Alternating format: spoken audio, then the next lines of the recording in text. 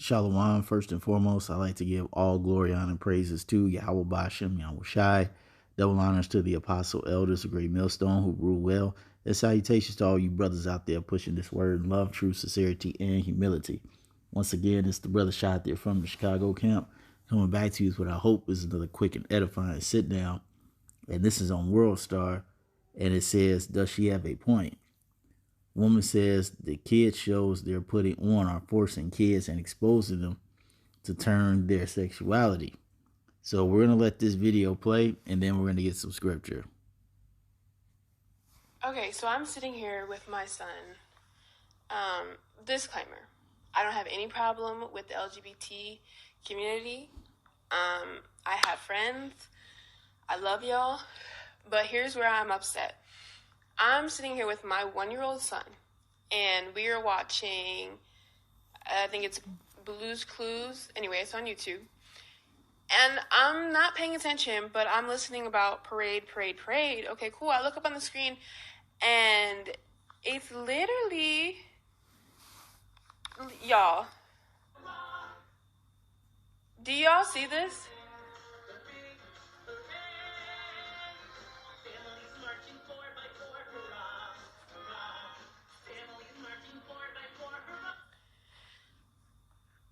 Since, like, at this point, it's being forced. Like, since when do we put this stuff in little kids? Like, the decision to be LGBT is not for his age. He doesn't make decisions at that age. Y'all can make that decision when you're an adult. Do your thing. Please do your thing. But seriously, I think it's just becoming a little bit too much. Y'all putting it in everything, especially leave kid stuff. Just leave it be. Like, it's like at this point, y'all trying to force the LGBT onto little babies so that they can grow up. Like, let them make that decision. I will school my son on it. It's not like I'm trying to hide him from that no, not at all. But let him make that decision when he's older, not as a kid, trying to figure out who he is and learning about himself. Y'all, I can't. And probably some of y'all gonna come for me in the comments, but that's fine. But I just, like, this is just ridiculous.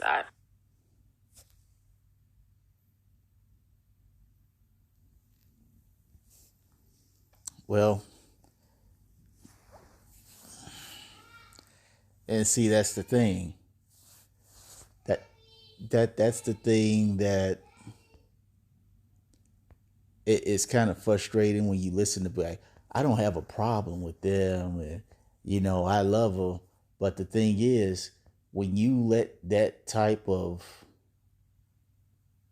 perverseness spread, okay, the repercussions of it, you can't get mad at the repercussions. Well, how are you going to be mad at people who are placing this in front of your son, but you agree that one day he should be able to make the decision on his own if he wants to be gay or not? It doesn't make any sense.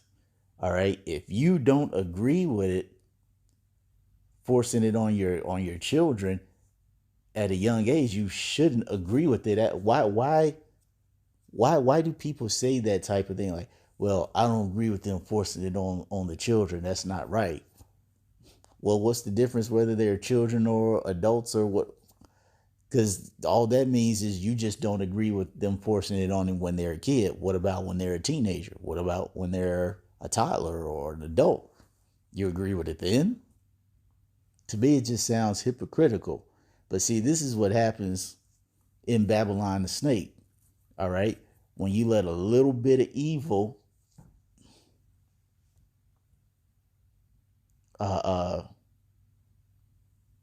prosper, all right, it eventually corrupts everything else. All right? Even the scripture says that, I think it's in Ezra.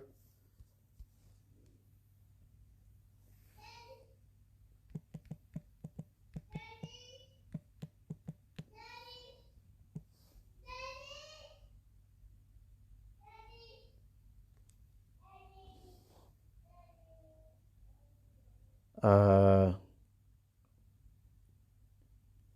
it might be in Ezra. Let me put it on pause and find it. This is Second Ezra 4 and 30.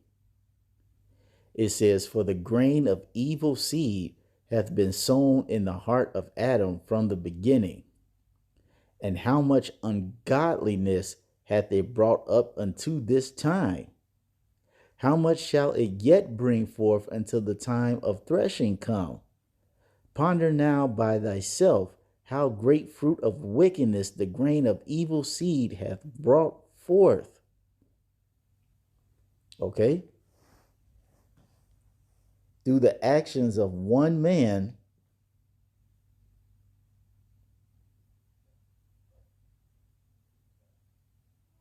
look at the consequences of it. As we're saying, look at the consequences of it today. Is nothing different from what this looks like. She might be Northern Kingdom, okay? But look how much perverseness has been able to flourish when you just let it go unchecked. Even as the scripture says, I forgot what it is, where it talks about how about a little leaven. Yep, Galatians 5 and 9. It says, "A little leaven leaveneth the whole lump," meaning that it only takes a little bit of something to turn into something big. And see, when you allow this type of perverseness to prosper, okay, these are the results that you have. Okay, these are the results that you have, where now these transformers, all right, and the people behind the scenes are so emboldened that they are willing to put this type of message in a children's show.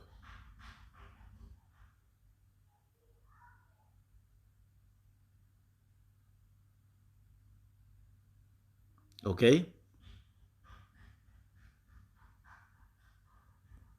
Now, it just so happened that she caught this, but you got a lot of parents who don't really watch what their children are looking at on television.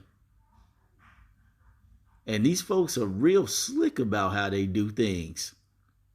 As the scripture says in 2 Corinthians, I believe it's 2 and 11, "Lest Satan should get an advantage of us, for we are not ignorant of his devices." See, we know that this guy is doing everything he can to corrupt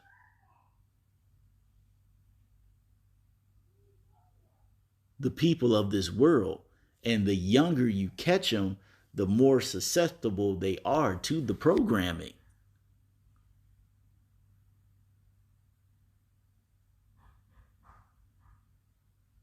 I remember I was watching not too long ago on Netflix. I was watching this updated version of Voltron. Okay, just for nostalgic purposes. I'm 42, so you got to remember when the first Voltron television show came out. It was like in the 80s. So I was a child when I first saw it. So I was just checking it out for nostalgia purposes. And it was pretty cool. And I saw the very last episode of Voltron show the leader, I forgot his name, but he's in the Black Lion. Okay. The very last episode, it showed the leader of the Voltron force getting married to a dude. I was like, hell no. The whole time you watching this television show or series, they make no mention of it. None. Absolutely none. They don't hint, they don't do anything. They don't do anything to show any type of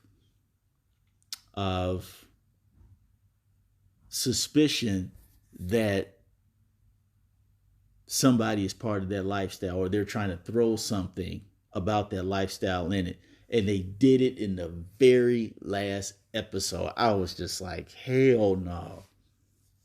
And it's like the woman says, the children watch this stuff.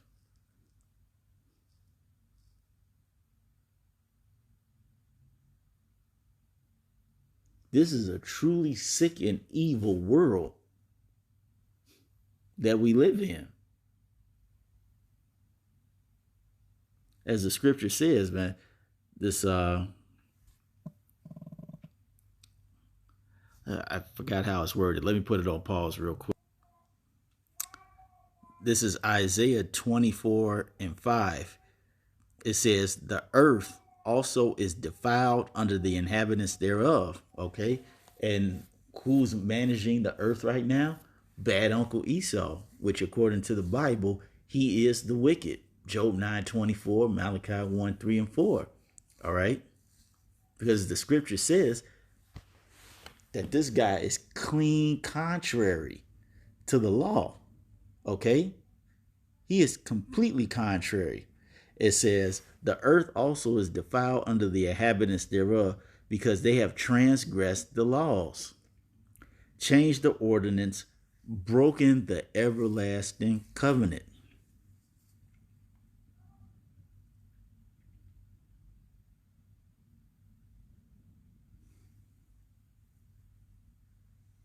Okay? This is why things are so messed up. This is why these folks are able to put these type of agendas right in front of your face.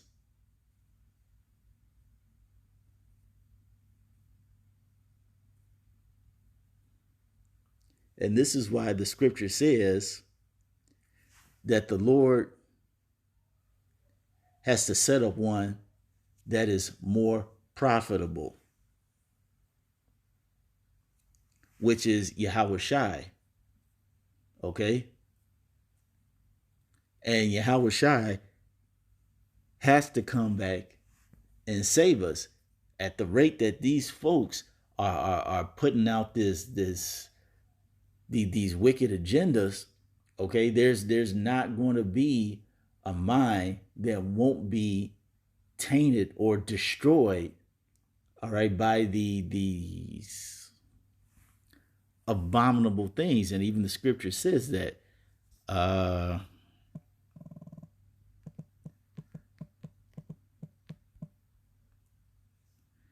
Matthew 24:22, and it says, and except those days should be shortened, there should no flesh be saved, but for the elect's sake those days shall be shortened.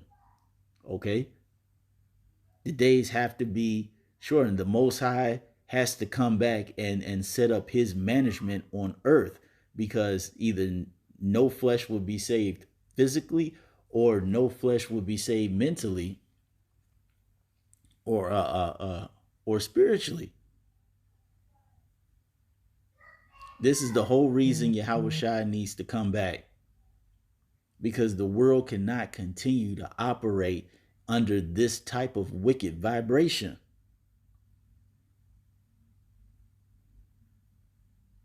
Because when Yahawashi comes back, he's going to do as he promised. Okay?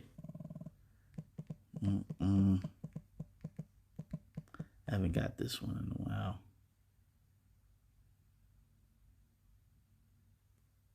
Revelation 24 and man, all those, these are pretty good.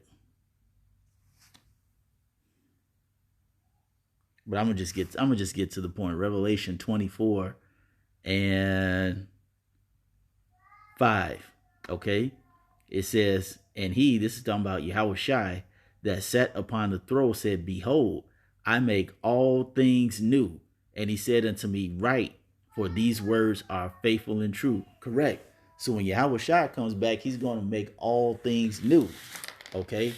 Basically, he's going to make things the way that they were intended to be. Okay? As the Lord's Prayer says, on earth as it is in heaven. Everything in heaven operates in 100% order. There is nothing out of line in the heavens. Okay, God, the Most High, Yahweh Bashim Yahweh Shai, does not allow any type of disorder and chaos. So when Yahweh Shai comes back, that's the same thing that's going to be on this earth. That's how things are going to be new. That's by implementing the heavenly law, statutes, and commandments on this earth, so that this type of perverseness of putting this transformer lifestyle in people's faces, that's no longer going to be an issue. Okay, when Yahweh Bashim Yahushai comes back, that along with all this other filth is going to finally be put to rest. So that's all I want to say on that. I hope you all were edified. Until the next time, we're going to say Shalom.